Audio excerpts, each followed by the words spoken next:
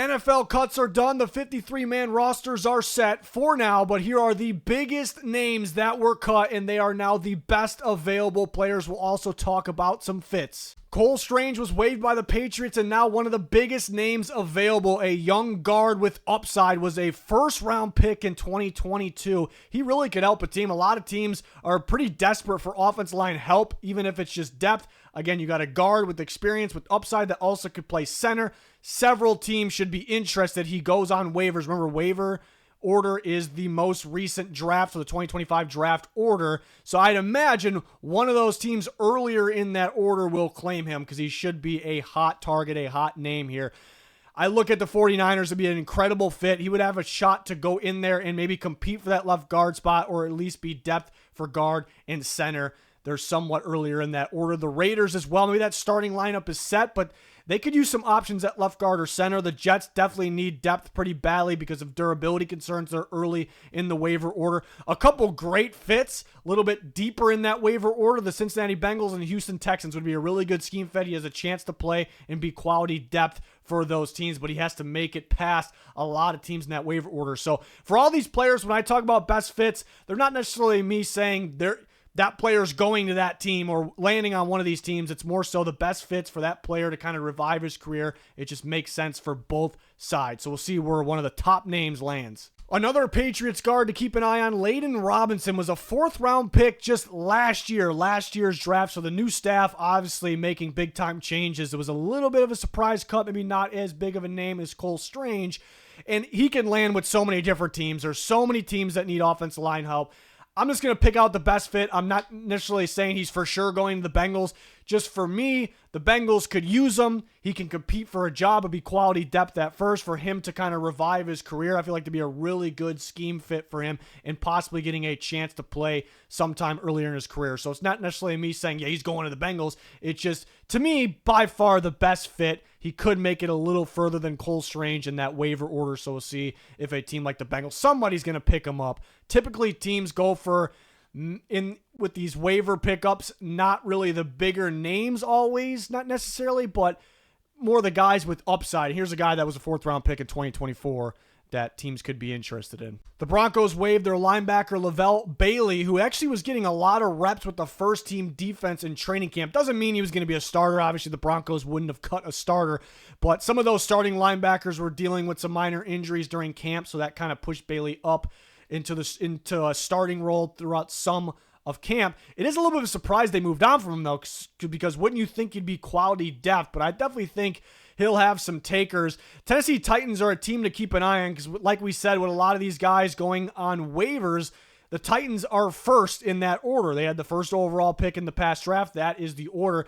Titans could use a linebacker one. They brought in his teammate Cody Barton from the Broncos to be a starting linebacker. They could use someone else. I feel they'll view him as a good fit. The Titans do have quite a bit of needs. They somewhat surprisingly cut some guys people thought they were going to keep. Spears is going to be out for a little bit, so he doesn't count as a roster spot. So keep an eye on the Titans taking advantage of that first priority spot and getting players possibly like this. The Niners could use another linebacker, and the Buccaneers could use one. They somewhat surprisingly moved on from Anthony Walker. So those are some teams that make sense as a fit and that could be looking for a linebacker. Another big-time Broncos cut Audric Estime, who was their fifth-round pick in last year's draft, a star running back from Notre Dame. The Broncos running back room was just too damn deep, and Sean Payton kind of has his type, a guy that can play a limited role, and they rotate all those backs. But Estime averaged 4.1 yards per carry last year. I feel like he's a guy that you have to kind of give a bigger role to, give more action to for him to get going.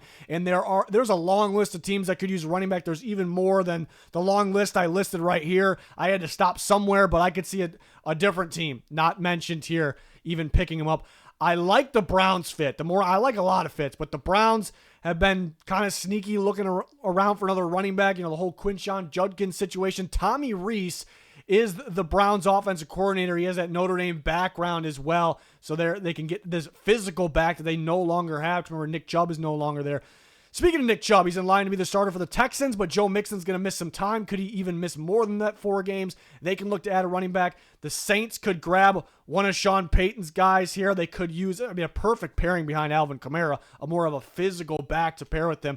The Raiders, they don't necessarily need a running back, but former Notre Dame running back coach is now the Raiders running back coach. He might be pounding the table for Estime, and him behind Gentry to be pretty good. The Bears, we always mention the Bears when it comes to depth at the running back position. And because Estime is one of the bigger names, at least in my opinion, that's available, the Tennessee Titans with that first waiver priority, always a team to keep an eye on. They're going to be mentioned a lot in this video because they will add a number of guys because they have that priority and they have some needs on their roster. But, I mean, you could talk about the Packers, the Dolphins, the Cowboys are mentioned, sometimes the Chiefs when it comes to running backs. So these are the ones that really stand out. Browns initially are that first team that really stood out. Rookie running back from Miami, Damian Martinez, was waived by the Seattle Seahawks. He was a 7th-round pick. That was a little bit of a surprise. He fell that far in the draft because he was a star at Oregon State. He was a star at Miami. Big-time pass protector, physical back. He has some wiggle to him, can make people miss. Very, very productive. I'm questioning the fit with Seattle, and they had a very deep running back room, so he just didn't make the roster. But, yeah, they're going to run more outside zone, and he played was a lot more effective at gap scheme at Miami, and it makes sense. He's not the speediest guy, so maybe there's a better fit out there, and there's a long list of teams that could use a running back, but the Tennessee Titans have that first priority. Tyjae Spears is injured. They're going to need another running back, and he has that connection with Cam Ward. I also look at the Bears because I compared Martinez to a very poor man's David Montgomery. Ben Johnson could be interested in something like that, and the Bears could use another running back, but he could land on all those other running back needy teams that we talked about. These are the teams in just terms of fit, not necessarily prediction, in terms of fit that I just feel the best about. So Damian Martinez, still a pretty good running back prospect if he is in the right scheme. I just don't know if Seattle was that right scheme at the same time of them being very deep at running back. So a young name to keep an eye on. Malachi Corley, the 3rd-round pick of the New York Jets last year, was waived today. Remember, it's a new staff in there, so they weren't really thrilled with Corley, I suppose, and he was a little underwhelming in his rookie year. But this is an absolute threat with the ball in his hands. Now, can he run every single route and get open downfield like, top NFL receivers? Maybe not, at least not yet, but an absolute weapon with the ball in his hands. He will definitely draw some interest out there. The 49ers feel like a great fit. Everyone kind of said that in the pre-draft process in 2024, but the 49ers already had their guy that played this role, a much better version of Malachi Corley and Deebo Samuel. They no longer have him, and they're very beat up at the receiver position. So I really like I'm really looking at the San Francisco 49ers. The Eagles, if he makes it that far on waivers, if he makes it that, because the Eagles, would be in that last spot, then I think they would take a shot on him for receiver depth. The Dolphins could use another one. They don't, they're kind of missing this type of receiver that Mike McDaniel definitely could use, and I could see him in Arthur Smith's offense with the Pittsburgh Steelers, who are also looking for a receiver. So a lot of other teams looking for a receiver. I could see, the Vikings keep getting mentioned in that category, looking for a receiver. Maybe they're looking to go a little bigger, but these are the teams that really stand out. Really like the San Francisco 49ers. They have somewhat of a high priority in that waiver order as well, but a young big name available. Trey Palmer waived by the Buccaneers, and he saw some action the last few years, and he's pretty solid. Really speedy, deep threat, and the Buccaneers might have the deepest, the best receiver room in all of football. So getting let go by the Buccaneers as a receiver, it's not that terrible. It just means there are some other guys that are really good that were just a little bit better. So he definitely should have some takers. I look at the Jacksonville Jaguars. They kind of been sneaky looking for another receiver. They don't have, they don't have great deep depth. They have great starters, in my opinion. And he has that connection with Liam Cohen, even though Palmer didn't play a ton last year. But I'm watching the Jags. The Panthers, it sounds like they're going to keep Adam Thielen as I'm talking, but if they trade him, I'd watch out for them. Dave Canellis, familiar with Trey Palmer. He played pretty well under him, but they did move on from Hunter Renfrow, so we'll see what happens there. But right now, the Panthers have plenty of receivers. The Vikings are looking for receiver help. This is one I think they would like in their offense. And the Jets moved on from Corley. We're also already looking for receiver help. We talked about the Steelers. You can mention more teams, the 49ers as well. It's just who stands out as a fit. The purpose wasn't really to list every single team that needs this player. It's just who stands out as a fit. I do like that Jaguars fit. We'll see what happens with Trey Palmer. Definitely should get claimed. Good, solid young player. Chad Muma, somewhat of a surprise that the Jags moved on from him because he's a young linebacker with some experience, with some upside, was a 3rd-round pick of theirs in 2022. But remember, it's a new staff in there. They're tweaking things. So they move on from him. And again, a young guy with upside and some experience, he should have some takers. He could land on any team that could use a linebacker. He could even go earlier in that waiver order. But in terms of fit, not necessarily saying that's where he's going to go, but the Buccaneers stand out to me in terms of fit. I think it's perfect for Todd Bowles' defense. They could use another linebacker just to revive his career, too, because of that fit, because he has a chance to play a little bit there. I don't think he would start right away, not saying that, but this is a really good fit for both sides here, so I'm keeping an eye on that, even though the Buccaneers are a little bit lower in that waiver order. Commanders cut KJ Osborne, and just so happens the Vikings are scrambling for a receiver right now. They could still trade for Adam Thielen, even though it's sounding less and less likely. Could still happen, but Addison's suspended. They have multiple injuries. They want a receiver that can come in there and make an impact right away because that's what they need. Osborne's only played well for the Vikings. He knows that Kevin O'Connell offense. It makes so much sense. Even if they trade for another receiver, they could still add Osborne. We'll see what happens with Minnesota. Everyone's watching what they do at the receiver position, but this just makes a ton of sense. Dan Skipper let go by the Detroit Lions. A little bit of a surprise to some because he's such a Lions guy, such a Dan Campbell guy, but what if he's more of a Ben Johnson guy, the new head coach of the Chicago Bears, who actually could use another offensive tackle. Braxton Jones, some durability concerns. They were trying out Trapelo at left tackle. Could he end up just being, for now, depth at right tackle? We'll see. Some things up in the air there, but they definitely could use Skipper. He's got that connection with Ben Johnson. We know he fits that offense. He's not maybe one of the best available, but an interesting name that could help a team, especially the Bears. Jalen Armour-Davis, corner of the Ravens, let go. There was some talk about potentially him trying out safety. A lot of people surprised about this one. I'm really not. He hasn't been able to fully figure it out, even though he was a big name in college. He still has upside, but it was a really deep, loaded DB room in Baltimore, so it doesn't necessarily mean he's bad or anything. He'll definitely have some takers. For this one, I'm kind of looking for connection. The Miami Dolphins definitely could use another corner. Weaver is their defensive coordinator. He was with the Baltimore Ravens for a little bit. Denard Wilson was his position coach for a little bit. He's with the Tennessee Titans. Their defensive coordinator, Mike McDonald, with the Seattle Seahawks. All three teams could use another corner for depth, potentially able to play on some of these teams, less likely Seattle. Be for sure depth for them, and then the Titans all of them would be depth right away, but maybe he can work his way up. But I think he could definitely have some takers here because he still has some upside, so a young name to watch. Mike Hilton was somewhat recently signed by the Miami Dolphins, and they needed corners pretty bad, and he surprisingly did not make the roster. That's, Mike Hilton at his age, he's such a unique fit, I feel, for teams, and primarily a nickel corner. Really, that's all he's going to play right now. Very effective in the blitzing game.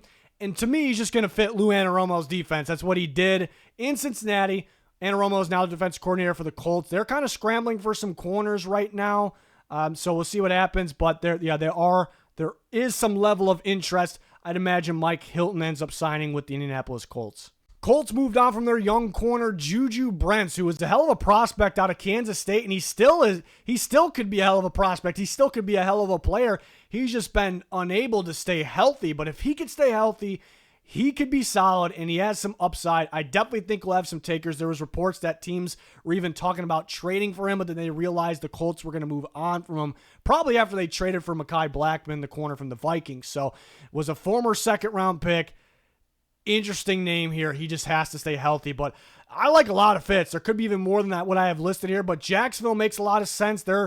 They have starting corners lined up. They're a little bit lacking in the depth department. Definitely think they could use a guy like Brents. I feel like he could fit their defense. The 49ers, there is that Gus Bradley connection. He went from the Colts defense coordinator. He's now on the 49ers staff. They could use the depth. The Saints definitely need more depth help looking for young players like this. And the Panthers, same thing. They don't have a long list of depth options, and they're kind of looking for young athletic players here. So could land on different teams as well, but these are the teams that really, really stand out. Really like that Jacksonville fit, but I like all of them. We'll see where he ends up. And again, if he could just stay healthy, he can be something. Another young player surprisingly waived, once again by the Patriots here, Braden Swinson, their 5th-round rookie edge rusher from LSU, a natural athletic pass rusher. He just struggles versus the run, setting the edge. We talked about it all pre-draft process. It was a struggle for him at Oregon, why he transferred out of there.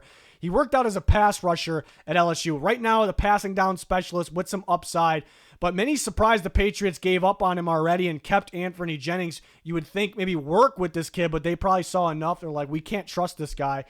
if we can't trust him on every down, then why? What's the point? I'm assuming that's the thought there. But natural pass rusher with upside. Teams that are looking for an edge rusher, an athletic one specifically, and they need some depth, at the position. There's quite a few of them. I'll get the Panthers looking for young edge help. They can get it right here with Swinson. The Tennessee Titans have that first priority spot in terms of the waiver order. Really good fit with the Tampa Bay Buccaneers, Commanders, Chiefs. If he makes it a little further down, the waiver order there, I think those are incredible fits, and those teams definitely could use another depth pass rusher. A lot of those teams really good at developing these types of guys, but he definitely should have some takers. I know some thought he would go earlier in the 5th round, so maybe the NFL wasn't as high on him as others, so maybe he doesn't get claimed right away or something. We'll see. A little bit of a surprise here in the Patriots. Mike Vrabel would have liked to work with them a little bit more, but a very interesting young name. Here's a list of the notable quarterbacks that were cut. Mike White probably being at the top, looked really damn good in that first Bills preseason game. Kyle Trask, another option from the Buccaneers. DTR from the Eagles. And that's why I put the Raiders up here. The Raiders don't need a quarterback as much as its other teams listed, but Trask with that Tom Brady connection, DTR with that Chip Kelly from the UCLA days connection. They moved on from Cam Miller, so they could add one of those guys to be their third quarterback behind Geno Smith and Kenny Pickett. But Mike White at the top, Kyle Trask, DTR, Hendon Hooker, interesting name, Kyle McCord, rookie from this year, and Jake Haener did not make the Saints roster. But Cowboys are an interesting one too because they moved on from Will Grier and they have Joe Milton. Is Milton ready to take over for Dak if he gets injured? It's a pretty important job there, so they could look to add another quarterback. But the more notable teams that need a backup quarterback, Tennessee Titans and New York Jets.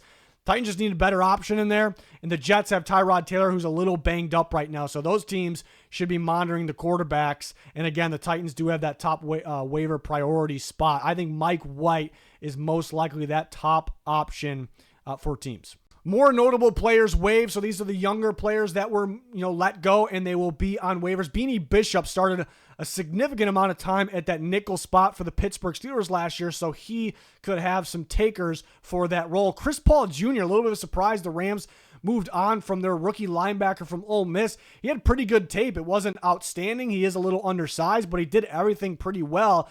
But for him not to make the Rams roster, which was pretty weak at linebacker, maybe says a lot, but he was a pretty good linebacker at Ole Miss, just undersized. Gabriel Murphy, a little bit surprised the Vikings moved on from him, was a top undrafted free agent from 2024. He looked really good in preseason. Carter Warren, there was some trade talk about him. The Jets offensive tackle was a pretty good prospect from Pittsburgh. Isaiah Foskey is the all-time sack leader at Notre Dame. I mean, that means something, right? But hasn't been able to figure out with the Saints. I'm just going to be hesitant. I'm going to be stubborn a little bit. For him to be the all-time sack leader at Notre Dame, there's got to be something in there. I don't know. Jelani Woods, who's a freaky, lengthy tight end from the Colts, was let go. Kenyon Green can't figure it out. Not with the Texans, not with the Eagles. Could have some takers as depth at the guard position. In terms of fit, Dolphins, Ravens stand out possibly, but on a long list of other teams. Eli Ricks, the Eagles corner. I was thinking the Saints possibly for him. Sidy Sow, another guard from the Patriots that the new staff just doesn't like. They're switching schemes a little bit there, but some other notable young names to keep an eye on. Veterans that were cut, so teams could sign these guys whenever they want. They don't have to go through waivers. Marcus Epps, who had some good moments, especially when with the Raiders a couple years ago. Safety is now available. Dane Jackson, the Bills corner, available. Anthony Walker was let go by the Buccaneers. Pretty solid middle linebacker. Was a little bit of a surprise. Shy Tuttle actually just got a notification the Titans plan on signing Shy Tuttle. So we expect the Titans to be active when it comes to the young guys in the waivers, but they're already getting on it when it comes to the vets, I guess. Mike Edwards, I'd watch out for the Bucs. Going back to the Buccaneers, the Chiefs surprisingly moved on from him. Two teams he continues to play for. The Bucs could use the help at safety as they're a little banged up. Greg Dulcich kept hearing good things out of training camp from the Giants, but they are so deep at tight end. They like the rookie Thomas Fedona, that was a steal. And so Dulcich just missed out on that roster. Hunter Renfrow was looking pretty good in camp, but right now it feels like they're going to keep Thielen. And that could be the reason that Renfro's out. And MVS, the Seahawks move on from him. Some people a little surprised about that, but Torrey Horton, the rookie, seems to be a steal. You thought maybe they could still keep MVS, but we'll see. But some vets that are available to be signed right now. And obviously there's a number of solid veteran free agents that were already free agents, but here are some guys that I'm expecting or are expected to sign very quickly before the season starts. Stephon Gilmore, I'd even keep an eye on him returning to Minnesota. They kind of brought him in not too long ago. You thought that was an option, but then now they moved on from some corners, so I'd keep an eye on that as well, but their priority is looking for a receiver at the time I'm talking. Jadeveon Clowney, it was reported, we talked about it last week on Twitter, that he has several takers. He can't decide. He's saying, I feel like he didn't want to participate in camp.